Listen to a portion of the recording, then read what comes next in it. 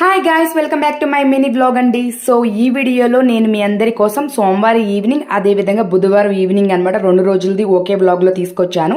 నేనైతే ఇక్కడ మా కాలనీలో ఉన్నటువంటి వినాయకుడికి ప్రసాదాలు ఇద్దాం అనుకున్నానండి. వాటి కోసం ముందుగా కోకోనట్ రోజ్ మోదక్ చేసేసాను. అలాగే కాబూలి శనగలు కూడా ఉడకపెట్టి తాలింపు వేసుకొని చక్కగా రెడీ అయిపోయి మా పిల్లలతో అయితే రెడీ అయిపోయి వెళ్దాం అనుకున్నాను. దానికంటే ముందు మా ఇంట్లో ఉన్న వినాయకుడికి నైవేద్యం పెట్టేసి చక్కగా దీపం పెట్టేసి హారతి ఇచ్చేసి అయితే ఇంకా నేను మా పిల్లిద్దరూ బయలుదేరిపోయాం. సో ఇక్కడైతే మా కాలనీలో కొంచెంసేపు పూజ జరిగిన తర్వాత అసలు ఆరతి జరుగుతూ ఉంటే ఒక సూపర్ వైబ్ ఉంటుందండి. సో ఆ రోజుతో ఆ ఈవినింగ్ అయితే పూర్తయిపోయింది. ఇంక ఇది వచ్చేసి బుధవారం ఈవినింగ్ అనమాట.